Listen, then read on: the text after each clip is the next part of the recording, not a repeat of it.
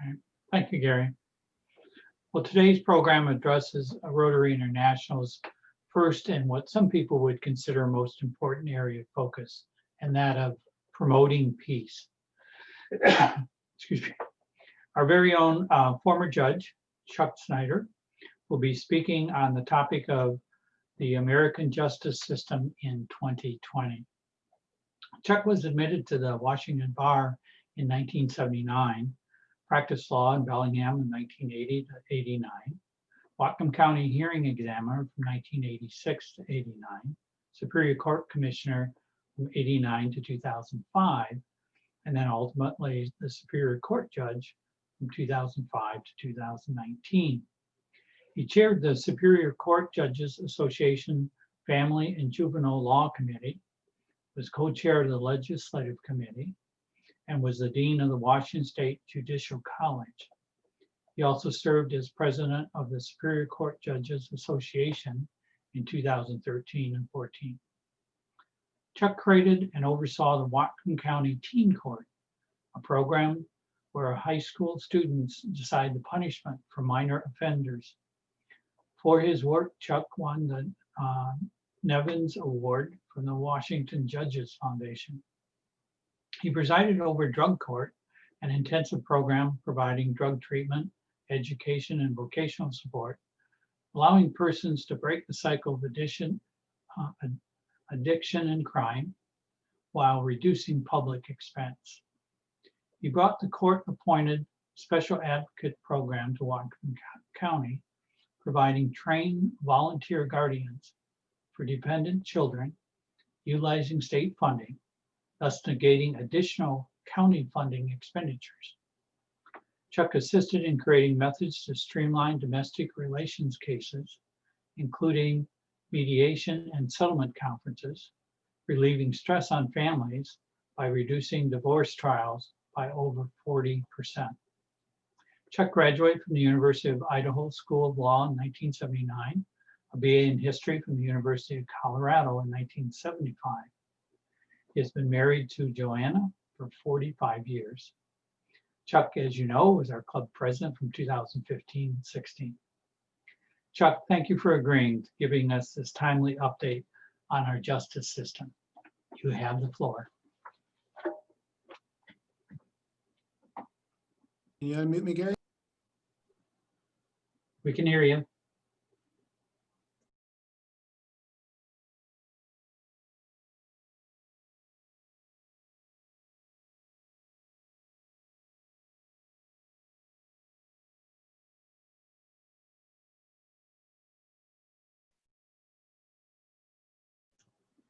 Chuck, you got muted again.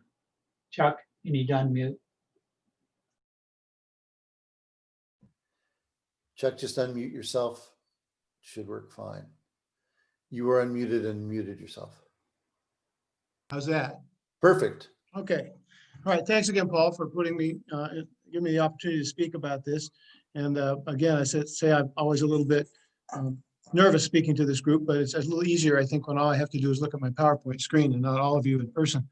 I also want to acknowledge Karen and Joe Morse and Bruce McCormick and Dale Rings being here, folks who always mean to me what Rotary is about, people that I was always happy to see every time I came to a Monday Rotary meeting. I'm going to talk about a lot of things. Paul asked me to speak about this today, and when we talked about what I would say, he wanted me to discuss a little bit about how our current justice system is working, if it's working as it was originally designed, particularly in light of current events and political interference and things of that nature. I briefly considered calling this program, Will the Supreme Court Choose Our Next President? But then I realized that we're probably talking about more than just that. So I think that there are some basic points that I want to talk about before we start to sort of ruminate on how our justice system really is working. So I'll talk about some challenges. I'm going to have a little civics lesson that I'll throw in for some context about the things I'll talk about. And then I want to address what I think might be the answer to some of the questions that are on some of our minds these days. I hope this will also spur questions from you, and I'm going to try to leave as much time as possible for those. For the lawyers on the call and for Paula, feel free to correct all my errors as we go along or as you hear them at the end. Now, first, I want to talk a little bit about or at least show you a little bit of humor. And a lot of people think that there is humor is foreign to the courtroom, but here's, oh, come on. Guess what? It's not advancing today. All right, hold on. Technology, there we go. So I'll put the caption to the cartoon over here on the left. You sure you got it straight? 5 ham and Swiss on rye with mustard and 4 ham and Swiss on rye without mustard. That's a judicial joke for those of you who don't understand the sense of humor, but it's reflective of, I think, the Supreme Court, 5-4, which is a pretty common sort of voting pattern that we've seen recently. Now, the American justice system has a lot of challenges, and I think we need to think about what some of those are. One of them that I think is primary is maintaining the independence and faith that we have in the rule of law and the independence of the judiciary. If we as a society don't believe in our courts and don't accept what the courts rule, then we have serious problems, and we may have the inability to continue having the kind of nation that we are comfortable with and that we grew up with. There are other challenges that I think face our courts immediately, and they're pretty significant. One is addressing racial inequality in the administration of justice. There's pretty good evidence that there is unequal treatment of people of color in much of our system, in prosecution practices, in sentencing, in provision of competent counsel in criminal cases. And one example of that is that last year in King County, African-American youth made up 38% of the court referrals by law enforcement to juvenile court, whereas Caucasian youth represented 31% of those referrals. The disparity is most apparent when you consider that African-American youth account for just 7% of the county's population compared to 66% for Caucasian youth. But the statistics are pretty stunning when you think about that. But systemic racism or racism in the system impacts not only the court actions, but also the admission of law students and the selection of judges. Another thing that is a serious issue for our legal system now, I think, is addressing the problem of access to justice for those people who need to have a time and a day in court. How do you get legal advice and counsel to those who don't have means for it and can't afford a lawyer, don't know how to go about getting one? People of color and disabled people often are the ones who fit into that category. And we are in a time of escalating costs of litigation. It's more and more expensive to do anything in court. And so I think it becomes much more difficult in these times for people who don't have access to legal counsel to have their rights protected and to get what they deserve. There are also issues of proper resources. We have many unfilled judicial positions in both federal and state courts. Sometimes that's because of lack of appropriate funding. Other times it's because I think there's a failure to acknowledge the importance of the judicial branch of our government. And then finally, to throw a little bit of extra spice on the mix, we've got a pandemic, which means that a lot of court processes just can't go on. We can't hold jury trials. We can't put the jurors, which are often made up, jury panels made up of people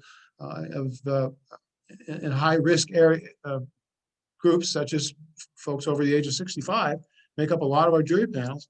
We can't really risk bringing them to a courtroom and exposing them. And so it's very, very difficult for the court staff and the public to function in the courts and to get the relief that is needed.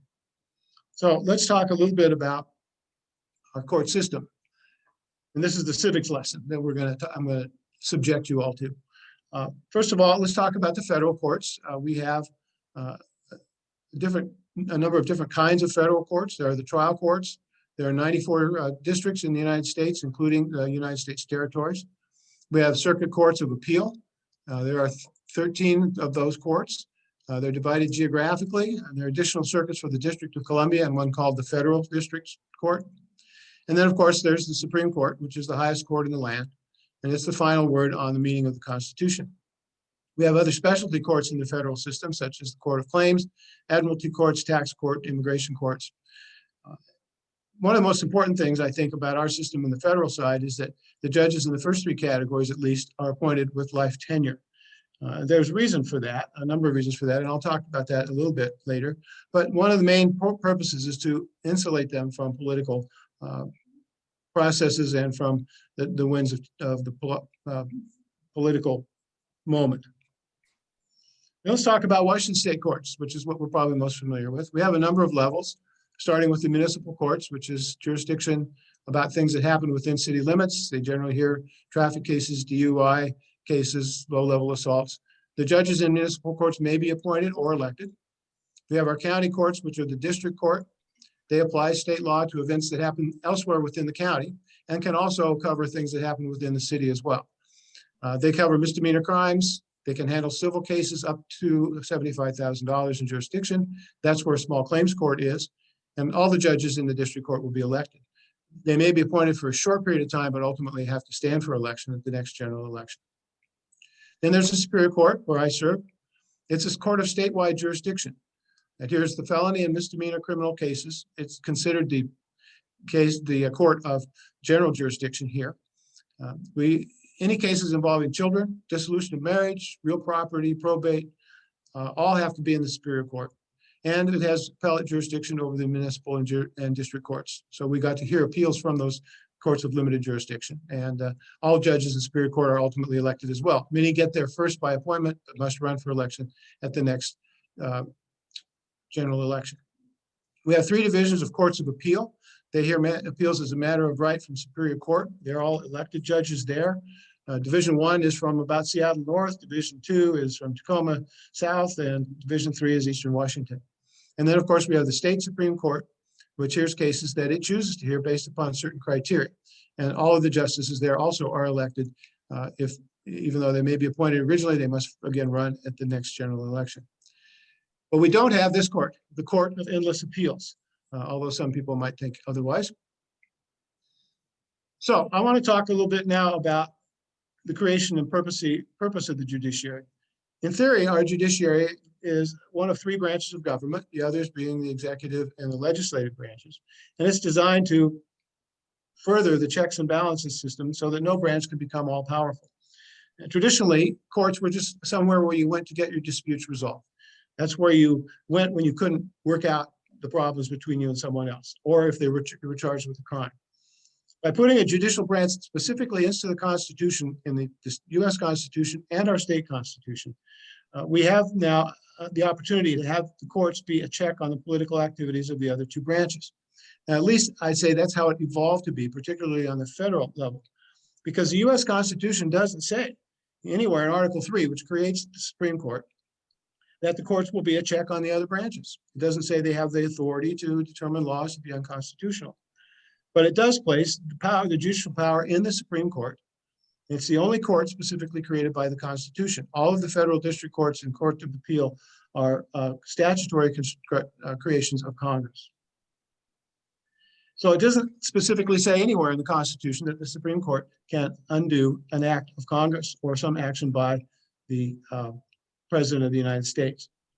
The Constitution does provide judges serve during good behavior, which is now accepted to mean for life if they're not impeached for malfeasance. And again, as I say, the main reason is to keep them as insulated as possible from the winds of politics. It states that judges shall be paid and their salary cannot be reduced during their tenure. We have a similar provision in Washington State. That way, they can't be manipulated by threats to reduce their salary or their pay or punished financially because of a decision they might make that's unpopular with the Congress. All the lower courts were established by the Judiciary Act of 1789. Just a little bit of historical interest. There were originally 6 Supreme Court justices. There are now 9. They rode circuit. They tried cases in their own circuits as a trial court judge. They also sat along with other judges in the circuit courts originally as well. Ultimately, they were moved out of that position because you can imagine how difficult it would be to be a judge who heard a trial and then try to hear the appeal on the same case. There's a built-in conflict of interest. There was also a concern at the time of the Constitution that the national judiciary might become a somewhat tyrannical body, and that many of the first 10 amendments of the Constitution, which we know as the Bill of Rights, were aimed at limiting or prescribing that power a little bit. In Washington, our state constitution provides for the Supreme Court and the Superior Courts. All the others are creations of the legislature. It's interesting that Superior Court judges have jurisdiction across the state. I could sit in, when I was a judge, sit in any Superior Court in the state, and I did act as a visiting judge in a couple of counties. But our county is obligated to pay half of the salary of the Superior Court judges. All of the other expenses for courtrooms and supplies and whatever comes from the county, the state pays the other half of the salaries, but nonetheless, they're still a state court. And Superior Court judges are state judicial officers elected as a state officer. Our judicial elections here in Washington are creation and a creature of our Constitution. It was a time when people thought that the more folks we elected, the better, and that the public should have more of a say in their government. So they're nonpartisan. You have strict ethical limits on political activity and things you can say during campaigns. There are still some municipal courts which have appointed judges, and those judges sometimes feel pressure from their appointing bodies, such as the city council or the mayor, to make decisions in a certain way, such as to raise money through traffic fines and what have you. So that's what courts are about, and what is it that they're supposed to do? Well, as I noted before earlier, there is really no provision in the Constitution that says what the Supreme Court can do with regards to acts of the other parts of the government. But they were given the power of interpretation because they have the power to determine all cases involving the government of the laws of the United States and the Constitution. The seminal case that you need to know a little bit about is called Marbury versus Madison, decided in 1803 by Chief Justice John Marshall, who was a very visionary gentleman. And it's the basis of our modern understanding of the role of the judiciary in our government. It established that the Supreme Court determines what the law is and interprets the Constitution. It stands for the premise that the court can determine that a law passed by Congress is invalid and of no effect. And that's the basis for later determinations that the Constitution embodies rights that the Supreme Court may determine and define, sometimes from implication based on the language of the Constitution, such as the right of privacy or the right to protecting marriage between same-sex couples, etc. Those are things not found in the Constitution. Now, this case arose out of something that occurred after a very closely contested election, where Thomas Jefferson defeated John Adams. On his way out of the office, Adams appointed a bunch of judges and magistrates. And what happened was, before the inauguration day, which came around in March in those days, not all of the commissions were delivered to give those people the authority to serve. One of those people who was appointed but not given his commission was William Marbury, and he was a supporter of Adams, obviously. Jefferson instructed his Secretary of State, James Madison, to not deliver the undelivered commissions. So Marbury filed suit, the Supreme Court, which was the only place to go at the time. He said, look, I'm supposed to have this, I'm entitled to it. The Supreme Court, in Marshall's opinion, determined, first of all, that the refusal to deliver the commission was an illegal act. There was an obligation under law for the commission to be delivered. Nonetheless, the court then said, well, we're not going to issue a writ, or what's called a writ of mandamus, which is to direct someone to do something, because they determined that the portion of the Judiciary Act that gave jurisdiction over a case such as this to the Supreme Court improperly expanded the definition of the court's jurisdiction beyond that set out in the Constitution. And therefore, that provision of the act was invalid, and therefore the court didn't have the authority to issue the order requiring that the commission be delivered. Now, that's a very finely sliced bit of legal reasoning, but it is, in fact, the basis for the determination that the Supreme Court decides whether some other branch of government acts in a legal or illegal manner. They determined that Congress had exceeded their authority. Marshall wrote, "It is emphatically the province and duty of the judicial department to say what the law is." And that is something that we have lived with and believed pretty strongly in our judiciary and our judicial system from that day forward. It's based on a couple of things in the Constitution. As I say, all cases in law and equity arising under the Constitution are to be heard by the Supreme Court. It also, Article 4 in the Constitution declares the supreme law of the land is the Constitution, so all laws must be made in pursuance thereof. And Marbury's versus Madison decision was one that said that they hadn't acted properly in Congress because they did not write a law that was consistent with the Constitution. So what we have here is, I think, a pretty good decision in the sense that it gives some political cover to both sides, but it keeps the court in a neutral position, just deciding on the law, not the politics. And so I think it's a very, very important decision for those purposes. The political stakes were high, but the court managed to make their decision based on legality. So we've been living with that for quite some time, for a couple hundred years. So let's fast forward to 2000, the case of Bush versus Gore. And we all know that in this case, the Supreme Court stopped the recount in Florida, previously ordered by the Florida Supreme Court, wherein the Florida Supreme Court said this is what our law requires. But the US Supreme Court said the Florida counties were using different methods of recounting certain ballots. Therefore, it's a violation of the Equal Protection Clause of the 14th Amendment. It's a very controversial case. The court appeared to ignore two of its longstanding doctrines. First, the federal courts do not overrule a state court's determination of what the state constitution or state laws mean. They generally give complete deference to that. It's pretty much a political question. And the political question is a doctrine which says that the court doesn't decide political things. We only decide legal decisions. But a policy decision made by a state's legislature and Secretary of State, in this case, was being reviewed and overruled by the US Supreme Court. In defense of the Supreme Court, this decision had to be made in a very short time. It was done 2 hours before the deadline for the certification of the Florida results on the final day before the Electoral College was to vote. So it was a very short period of time, and it's possible that there just wasn't any better way or any time available to craft a proper remedy. And the decision has been widely criticized, as you probably all know. And the court itself noted it was based only on the rare circumstances of this case. So that may have been a signal by them that it should not be considered as precedent. So I think when you compare this to Marbury, you have to look at a couple of things. First of all, they're both directly or indirectly related to the results of an election. Next, the Marbury court decided the consequences of an act by an elected official. First of all, did that elected official violate the law by not delivering the commissions? And then they decided that there was a limitation in the law by virtue of the Constitution and not giving them the authority to issue the mandamus that was being requested. In Bush, I think it's probably more clear to most people that they actually made a decision that determined the outcome of the election. And to many, that seems like making a political decision and might seem to be invading the province of voters. So I think we may have some distinctions there. It can be argued for a long ways, and many legal scholars have argued both sides of this case. But I think it really kind of tells me that this decision goes a little beyond what Marbury and Madison did and takes us to a point where the Supreme Court really is saying we can interpret provisions of the Constitution to reach a particular result, which may or may not be directly connected to that statute or that portion of the Constitution. So again, decisions such as this leave the court open to charges that has made a decision based on politics. And there was a strong dissent in this case, written by Justice John Paul Stevens. What I think is important in reading this is the provision where he says that the position of the majority in this case is wholly without merit. The endorsement of that position by the majority of this court can only lend credence to the most cynical appraisal of the work of judges throughout the land. It is confidence in the men and women who administer the judicial system that is the true backbone of the rule of law.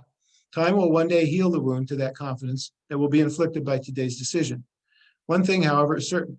Although we may never know with complete certainty the identity of the winner of this year's presidential election, the identity of the loser is perfectly clear. It is the nation's confidence in the judge as an impartial guardian of the rule of law. And I think that's a very strong dissent. And you can embody it in this cartoon where we have a judge putting his finger on the scales of justice to come up with a resolution. And some people think that's exactly what happened in this case. So in this fraught year, we may see the next chapter in this saga. What might the courts do in 2020? Things change on a daily basis with regards to this, but so far, the decision of the lower courts has been consistent with proper legal review from my perspective. They've been determining whether there's a legal or a factual claim that can be determined by the courts. They have decided up to now that there is no evidence to support any claim of voter fraud. And they have been uniform in upholding the acts of the local election officials who are charged with doing just that, counting the votes and making sure that they are properly certified. I think that that's the focus of the decisions up to now. I'm hoping that that will continue to be the focus of those decisions, because I think, as was pointed out in that dissent by Justice Breyer, that if you have a sense in the public that the courts are undoing the elections, you are asking for a very, very serious problem in our country. So what will happen at the Supreme Court of this country remains to be seen. There is now a case pending, maybe a case pending before them in Pennsylvania. The district court determined that the Trump campaign claims were completely without merit and didn't have any evidence to support them. They were upheld by the 3-judge panel in the Third Circuit, who also said the case has no merit. The Trump campaign has indicated they intend to appeal that to the US Supreme Court. So I guess we'll see what really happens on that. So with regards to elections and things of that nature and politics, I think what we've seen here is that our judicial system has begun to be pulled more and more into the political realm. Whether it's a good thing or not, I suppose is probably debatable, but I think if you believe in the rule of law, it's not a good thing under most of any circumstances. So I have a few other random thoughts sort of about our judicial system. First of all, we encompass many aspects in our judicial system, everything from day-to-day routinely deciding cases, the regular criminal prosecutions we see, people get divorces, there are probates to be resolved, there are civil lawsuits. But courts also decide the larger issues that impact society broadly, and that's usually our appellate courts in our state or U.S. Supreme Court. These cases that are of larger import often arise from what seem like routine matters. The Miranda decision arose from just a simple traffic stop, or an arrest, I should say, of a person, and it was determined ultimately that he had not properly been read rights that he has under the Constitution, and therefore his confession and his statements would be removed from the record. He couldn't be convicted on the basis of those. To the officers and the person involved in that case, it was an ordinary, everyday occurrence, but it became a major case at the U.S. Supreme Court, which changed the way we do business in criminal law significantly. Sometimes these cases are generated by someone who wants to obtain a broad-reaching decision, and so they create a case or they bring a case with that specific idea in mind. So, what it appears is that courts have more and more become a mechanism for making policy, which is a concept I think not originally intended. As I mentioned a little earlier, courts do have certain doctrines that supposedly limit what cases they hear. The political question doctrine has been a long-standing one.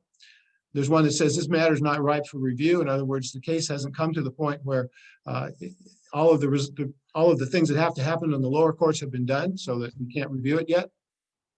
There's a provision requiring a case in controversy. There actually has to be a dispute that people can understand that there is a dispute and outline what that dispute is. And of course, courts tend to follow precedent. We try not to do something brand new. If there's a previous case that addresses the circumstances and is well decided, it will be followed. But as I said earlier, over the past 100 years or so, I think these things have changed. I think cases such as Roe versus Wade would probably much earlier not have even been decided by the Supreme Court, if it might not even been heard. And if so, it would have been done on very narrow legal grounds. And I don't think that there would have been pronunciation of the legal rights to privacy and such that you find in a decision such as that. So I think over time, our court system has begun to change. The problem, of course, is that ideally courts should be recognized and accepted as fully neutral. Decisions have to be based on law, politics, and not on politics or public opinion, because that's the only way the rule of law applies and holds firm in our society. And without the rule of law, then you have people being able to do whatever it is that they choose to do without anything to check them. It's become increasingly hard, I think, to maintain this principle because courts have become highly politicized, first by the media and by their own decisions that reach beyond purely legal concepts into policy. I think if you listen to reports or read reports about what's going on in almost any case these days involving an issue that is of great interest to the public and the federal court, the first thing almost that you see in that decision is that this was a judge appointed by a Republican president or a Democratic president. And I think that that's a bad way to look at it, because judges can make law regardless of that. I think, in fact, in Pennsylvania, almost all of the judges, the district court judge, and I think some of the appellate court judges that decided the cases this last couple of weeks against the Trump campaign were all Republican appointed. And I think one of them was his own appointee. The terms conservative and liberal as applied to judges have, I think, become shorthand for Republican and Democrat.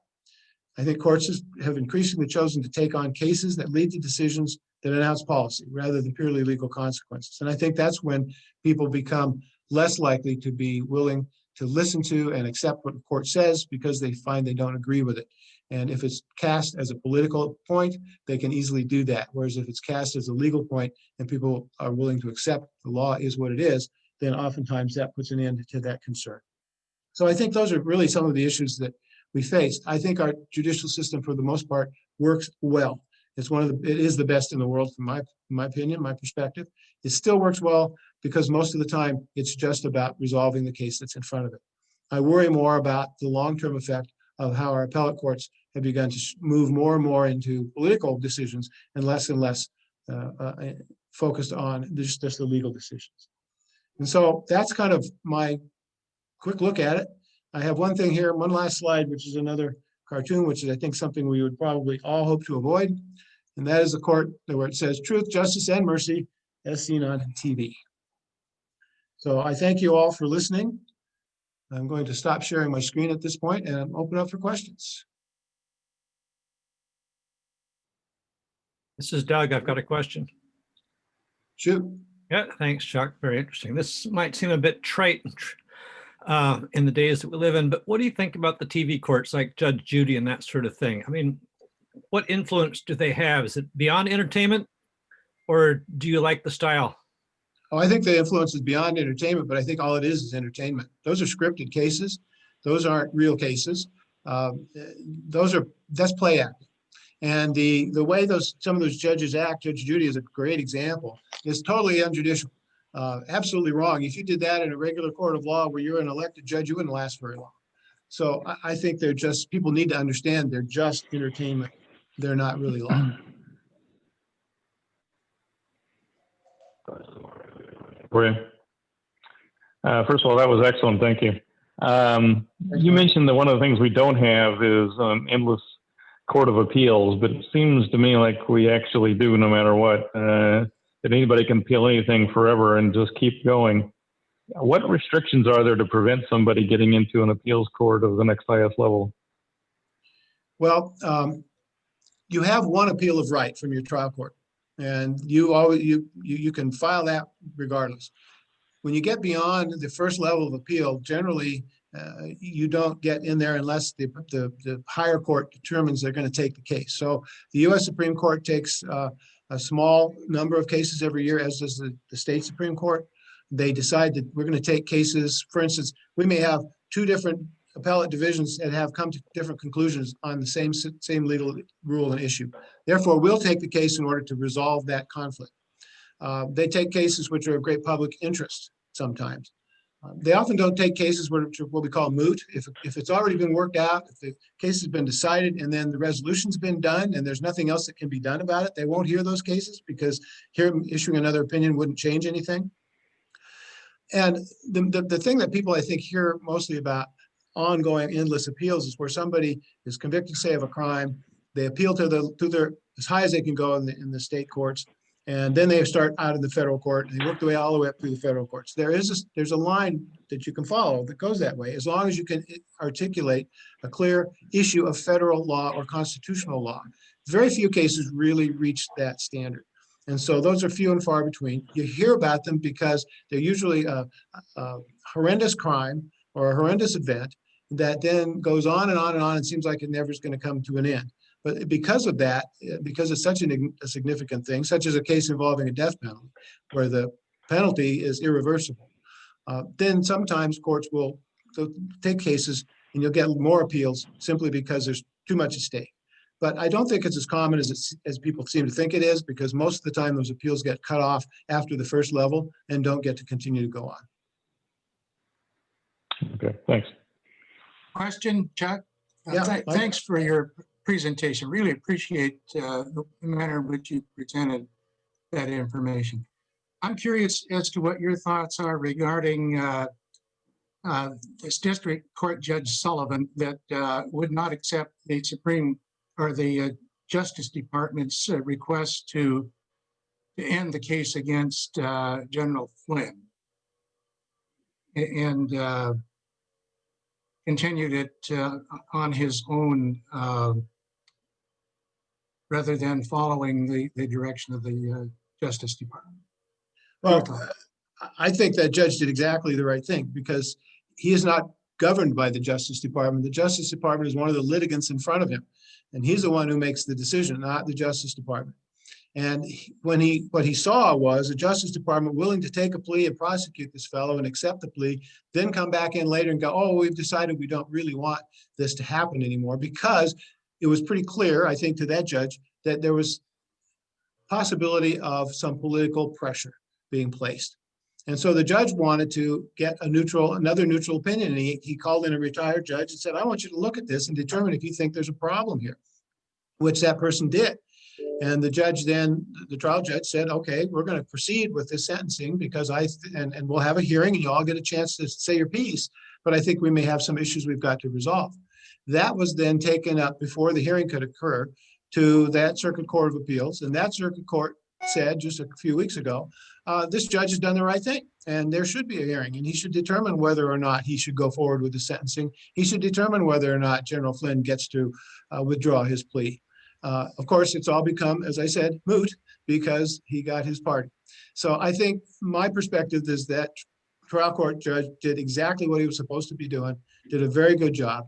And if that's if that's what you're looking for as a standard of somebody who's following the law, he's done exactly that. Chuck, terrific program. It's 1:30, so I need to bring it to a close. How about a big round of applause from everybody? Thank you. Thanks, Excellent Gary. program. I Also, can stick around a little while if there are a few more questions. that sounds great. I also want to thank Rick and Sandy for greeting, Jim Cunningham for being the backup AV guy, Catherine Reardon, our Tatler reporter for the day, Steve Bann, our Tatler editor, Rick Kaiser for doing the music, Jen for doing the invocation, Paul Gray as our program chair, and again, thanks to Chuck for a terrific program. Garrett was going to do the COVID report, but he had to jump back into patient care. So I'll just refer everybody to continue looking at the COVID dashboard for ongoing information. We continue to do better than other places, but certainly have seen a spike in positive test results. Hospital still has plenty of open beds, and our healthcare system is dealing with it adequately. But I think everybody right now is really concerned about the winter spike that particularly in larger cities has been a big problem. So it'll be interesting to see if we see a local spike over the next week, secondary to people gathering over Thanksgiving. Our numbers at the moment are down a bit from what they have been over the previous couple of weeks, but certainly well above the minimum that would have been in the previous consideration to allow us to go to phase 3. So that's just a really brief update. If anybody has any questions, I'll also stay on afterwards. And I wish everybody a healthy, well week, and appreciate all of you as Rotarians, and we're adjourned. Good.